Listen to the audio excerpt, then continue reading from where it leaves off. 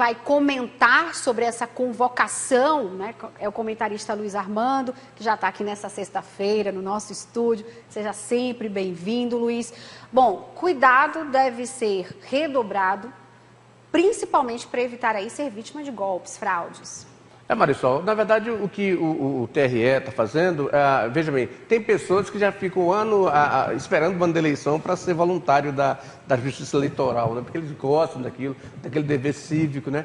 De estar ali participando e coisa e tal. E são pessoas próprias, né? Pessoas que têm a vida pregressa deles é pesquisada, né? E eles têm os dias que eles participam ali, eles têm direito a folgas do trabalho, são liberados do trabalho. Então tem uma série de incentivos a ser voluntário nessa ação, que é uma ação cívica. Tem até um detalhe que eu estava lendo também, em concursos, por exemplo, em caso de empate, se ele já fez esse exercício como mesário, acho que nas últimas eleições, não sei explicar especificamente, mas se ele já foi mesário, ele também, há um desempate ali, ele tem prioridade, seria isso também, né?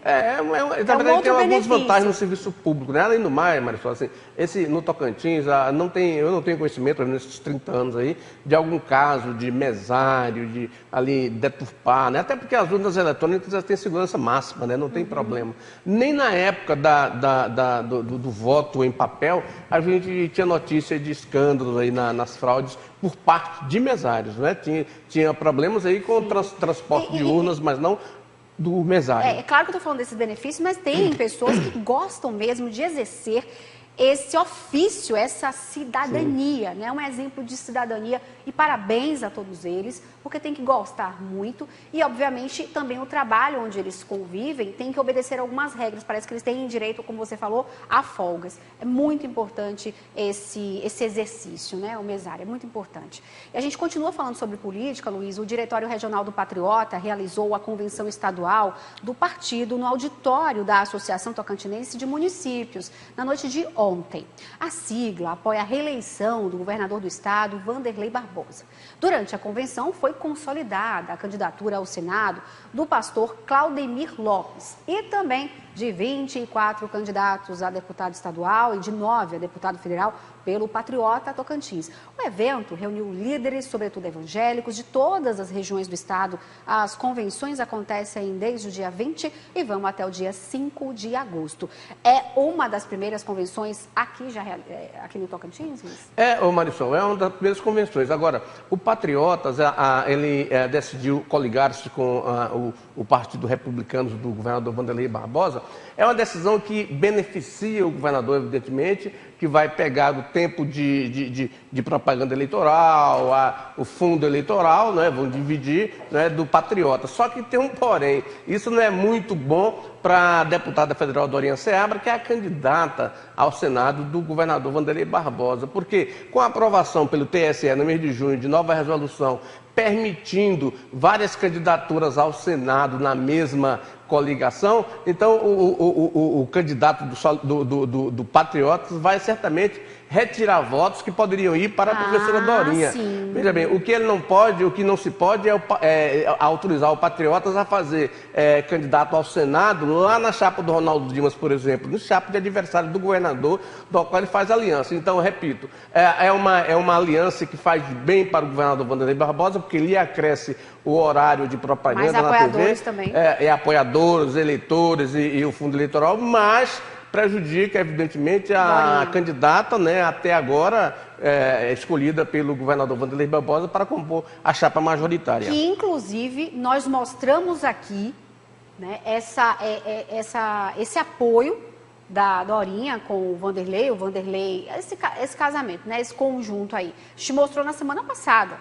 E hoje, oficialmente, houve essa convenção com esse novo candidato agora, para a convenção, a senador. Exato. Você esclareceu muito bem. Ele vai Quem ganha mais é o governador, né, o pré-candidato ao governador Wanderley Barbosa, mas quem perde, querendo ou não, é a Dorinha, porque vai disputar os votos com um outro agora candidato a senador. Inclusive o candidato, o nome é o pastor Claudemir, que vai disputar os votos evangélicos, ou seja, os votos evangélicos, que são muitos votos no Estado, serão aí agora divididos com a deputada Dorinha na chapa de Vanderlei. Ok.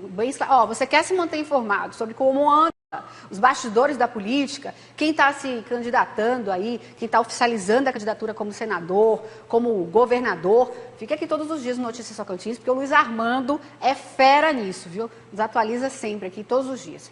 E o Ministério Público acusa o ex-prefeito de Palmas, Carlos Amasta, e ex-membros da sua gestão pelos crimes de corrupção ativa, corrupção passiva e associação criminosa. Foi recebida todas as acusações. Desta vez, foi a Vara Criminal de Palmas. Mais detalhes na reportagem. A denúncia foi feita alegando um possível recebimento de vantagens ilícitas e um empreendimento imobiliário. Segundo o Ministério, entre dezembro de 2014 e até novembro de 2016, os acusados se associaram visando cometerem os crimes de enriquecimento ilícito através da redução do IPTU e recebimento de parte de uma área de mais de 8 milhões de metros quadrados dentro da região sul de Palmas, na beira do lago. Conforme o documento do Ministério, o empresário Diego Augusto de Souza Honório e o advogado corretor Adenilson Carlos Vidovics ofereceram e prometeram vantagens em grande parte da área na beira do lago aos agentes públicos da época, que eram Carlos Amasta, o ex-procurador-geral do município Públio Borges Alves, o ex-secretário Adir Cardoso Gentil e o ex-secretário municipal de Finanças Cláudio Schuller. Essas promessas feitas a eles tinham o objetivo de fazer com que eles promovessem o ordenamento territorial por intervenções urbanísticas para construir e usar a área, além de também reduzir valores de IPTU no local para que a área fosse loteada. Um dos proprietários da área relatou ao Ministério Público que o secretário de Finanças, Cláudio Schuller, passou a procurá-lo para negociar um acordo, para que ele abrisse mão de uma porcentagem de sua área em benefício de um grupo de agentes públicos e empresários que o ex-prefeito Carlos Amasta fazia parte. Além de Sândalo Bueno, que segundo a PF funcionava como arquiteto jurídico do esquema de corrupção. Conforme o relato do empresário, o secretário Cláudio solicitou vantagem inicialmente de 12% da área. Ele propôs 3% e chegaram a um acordo de 4%. As denúncias envolvem valores milionários e eles têm o prazo de 10 dias para apresentarem a resposta à acusação. Contato e por telefone, é claro, com o ex-prefeito Carlos Amasta, que afirmou que esse processo foi arquivado a pedido do Ministério Público Federal por não encontrar indícios de irregularidades. Disse que essa tentativa de reabertura em outra instância é uma medida eleitoreira. Por telefone foi o que comunicou a nossa produção. Luiz, esse processo não é novo. A gente já mostrou aqui. O Marisol, é o seguinte, é bom colocar o seguinte, o Amasta, ele não está condenado, há apenas a Justiça Estadual, a Vara Criminal aceitou uma denúncia proposta do Ministério Público. Agora, é uma inverdade ele dizer que esse processo foi mandado arquivar lá em 2020, não é verdade. Na verdade, o que a Justiça Federal fez lá em 2020 foi pegar esse processo, mandar o processo para a Justiça Estadual naquela época, por quê? Porque uma das acusações que era de fraude em licitação, porque esse processo vem daquela licitação do BRT de Palmas, né? Então, como a Justiça Federal, como a licitação do BRT tinha sido cancelada, então na Justiça Federal tinha acabado aquele processo na Justiça Federal, mas as outras denúncias continuavam, que eram de crime de competência estadual, que é o crime de corrupção ativa e corrupção passiva. Esse processo é que foi encaminhado para a Justiça Estadual, que o juiz agora aceitou a denúncia, ou seja, não tem nada a ver. Em 2020, o que a Justiça Federal fez foi cancelar a parte que tocava a Justiça Federal, que era a licitação da obra, porque teria recursos federais, e encaminhar, porque a licitação tinha sido cancelada, e encaminhar para a Justiça Estadual que diz respeito a crimes locais. E nos crimes locais era isso aí, corrupção ativa e corrupção passiva. Que inclusive você já falou sobre esse assunto, a gente já comentou sobre essa situação, mas como você falou, é um processo.